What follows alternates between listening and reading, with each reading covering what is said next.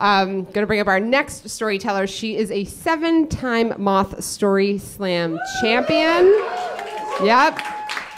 She has been featured on PBS and Dan Savage's podcast. I'm so excited to have her back. Please give it up for Sandi Marx. So I'm going to tell you a story about my history, which started back in the 80s when I got this impossibly wonderful job working at a huge talent agency in New York called J. Michael Bloom. And you have to be over kind of 45 to know that agency, and you are probably all too young. But anyway, it was big. It was really big. And I was completely unqualified. I had no skills. I had been an actress. And you know how that old expression goes, if you can't act, become a talent agent. Okay. So that's what I decided. So I was in training, and I was hired by the dude, J. Michael Bloom, who was scary as fuck. And I worked for 2 agents in the voiceover commercial department. And the job seemed kind of easy, but it wasn't. I had to answer phones, get actors to auditions. And the only qualification that I could honestly say that I had was my deep devotion, complete love for actors who were talented. Like, it was almost like a pathology. Like it was scary, because if I loved you as an actor, you could skin me, okay? I would do anything for you. And that was kind of a good thing. I embraced the job. And I mean this literally, because on like maybe my 3rd week at work, this dude comes in, his name is Gene Rayburn. I don't know if you guys know who that is. Okay. He's an old game show host. I mean, I grew up watching him. My parents grew up watching him. And he shows up in the office, and I see him, and it's as if I'm seeing like a member of like Justin Timberlake's like crew or something. I'm so excited. He looks just like I expected he would look. He was wearing a brown plaid suit. Basically, he looked like the sofas they gave away on every game show, okay? But I was so excited, so I jump out of my chair and I hug him, and he hugs me back, and he's so fucking confused because he's old at this point. So he asks me, "Hey, where are you from?" Like, he thinks I'm a contestant. Like, it's like a Pavlovian response, and I have to like say, well, you're in my office. All right, so, but this is the way it goes. So I am just smitten with this job. I love the idea that I'm gonna help actors get work. It's like, it makes me feel lightheaded. I'm so excited, even though I don't know what the fuck I'm doing.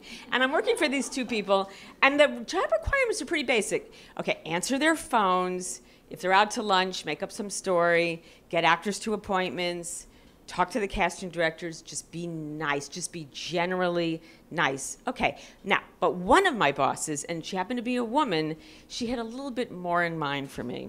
She needed me to pick up her dry cleaning, fine, no problem, because I come from a generation where if you say jump, I say how high, no problem. She had me get the coffee, okay, it was like the Devil Wears Prada. But then she made me go to this doctor in Midtown who had diet pills and Quaaludes. Okay. But then she had me sign my name to pick them up. I'm an idiot. Fine. On these little index cards. And then she would make me go to her, this is like the beginning of the ATM world, to pick out money to go to her dealer on West 86th Street to get her other drugs. No problem. Because I'm a company girl. I'm a moron. I don't know what I'm doing. I'm training to be a drug runner and a task rabbit. I don't know, but I'm doing it because I'm an idiot. And honestly, I had no problem every time she was doing like lines of coke and I had to guard the door because it was my job, okay? Now, I knew that my boss, Michael Bloom, wasn't going to care because I was working at Sodom and Gomorrah. Okay, now Michael was like a gay version of Harvey Weinstein. Okay, he was hideous. He looked like if Jabba the Hutt and Ursula from The Little Mermaid had a baby, that was Michael. And he had cufflinks always and like French cuffs with monograms, and he smoked, and he had a beard that met the mustache and the hair that was all a white swirl of crap. And he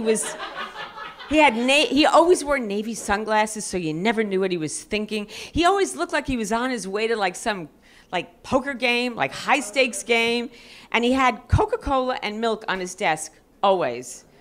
Gross, right? And he would belch when he was disgusting. And he was like fucking little boys at his office every night after hours. They would show up in like chaps and shit, and they thought they would have a film career if they went to Michael's office.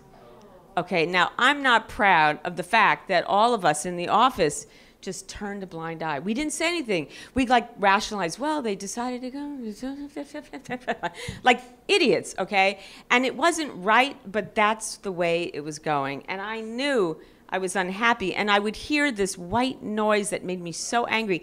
Agents in the office would interview actresses, and they'd say, you need bigger tits, you need smaller tits, you need more hair, you need less hair, high heels, lower heels, open up that button, maybe you should wear a push-up bra. This was day after day after day. It was like the norm. It's like, you know when you hear all the Trump bullshit, and after a while, it's like, oh, that's not that shocking anymore, because he did something more shocking the day before. Well, that's what it was like at work every single day. And then Michael, because he wanted me to get promoted at some point, and I was so eager. I thought, I'm in control.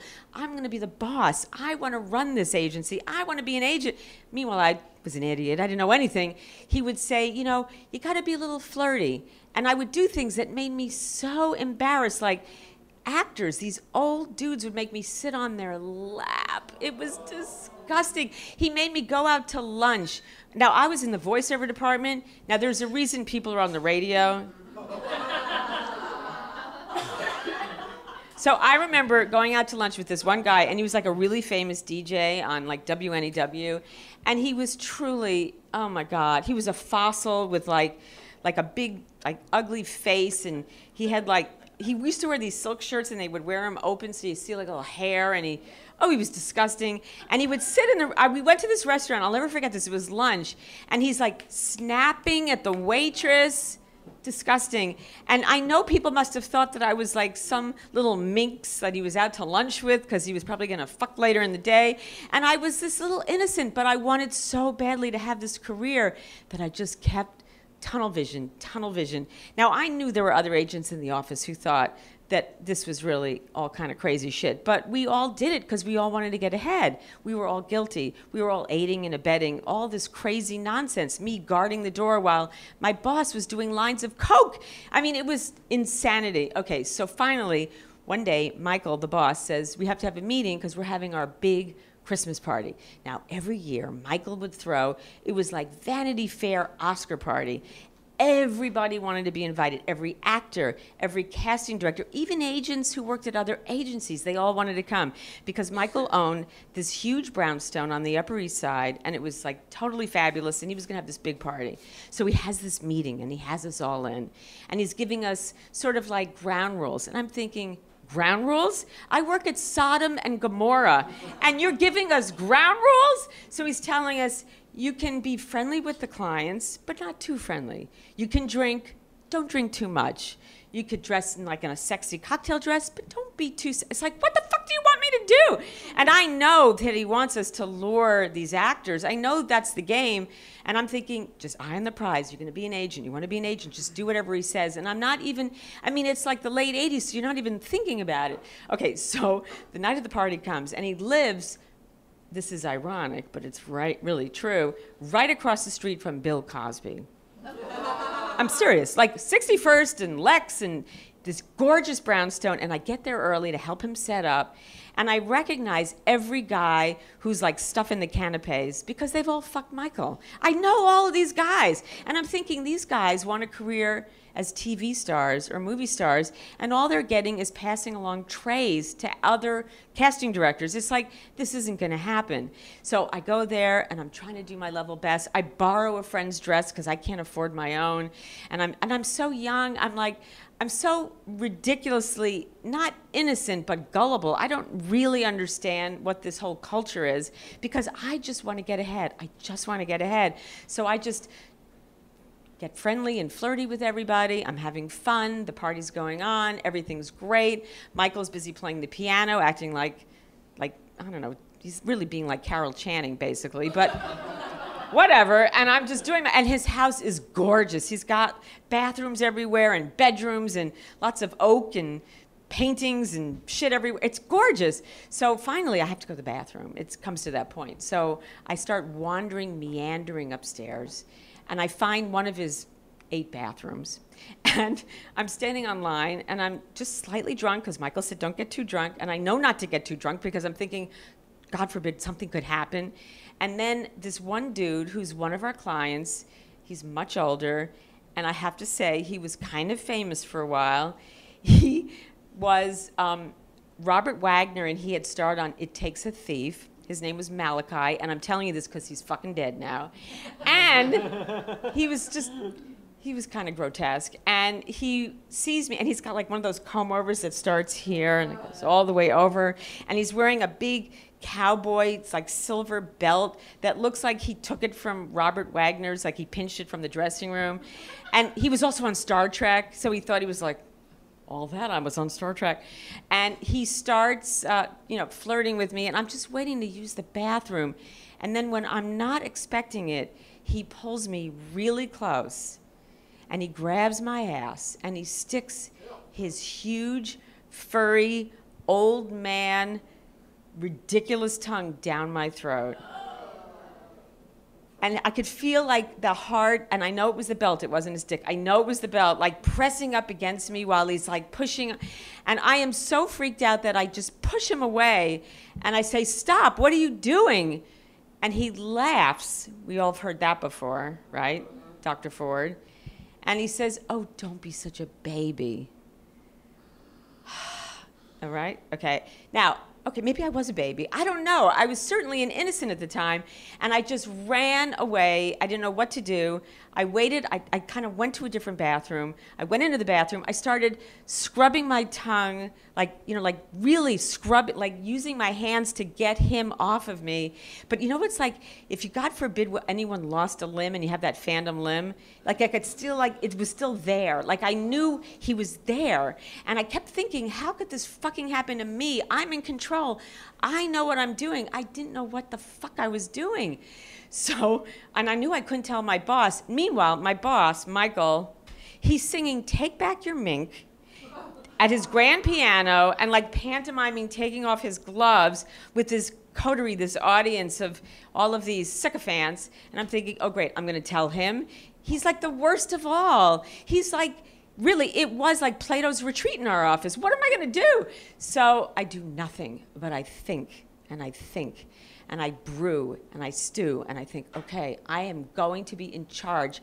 I might be young, I was only 29 at the time, but I'm gonna do something about it. And luckily, there were other people that were agents in that office who felt the same way, that nobody was being respected. Nobody liked the fact that there were, now I don't know if you guys know what a Rolodex is. But we had them, and on them, we used to have like little notes about actors. There was one famous movie star who now, and she's gorgeous, and she's very famous. Michael had written on her little Rolodex card, thick ankles. It's like, fuck you, Michael, and your thick ankles, really?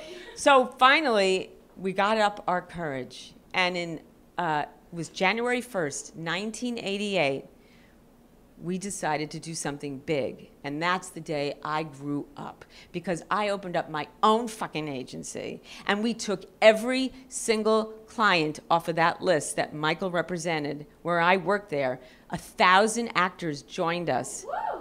Yes, on day one, because I decided I was going to control my destiny.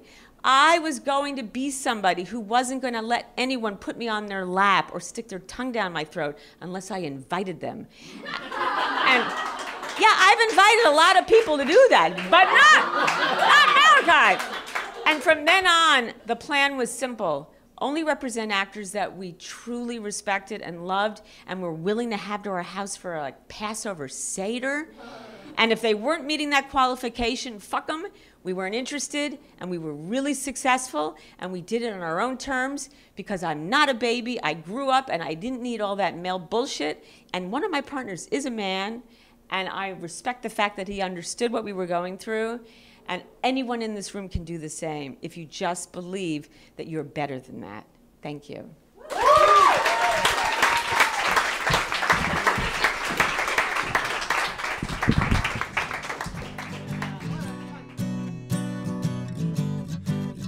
the world.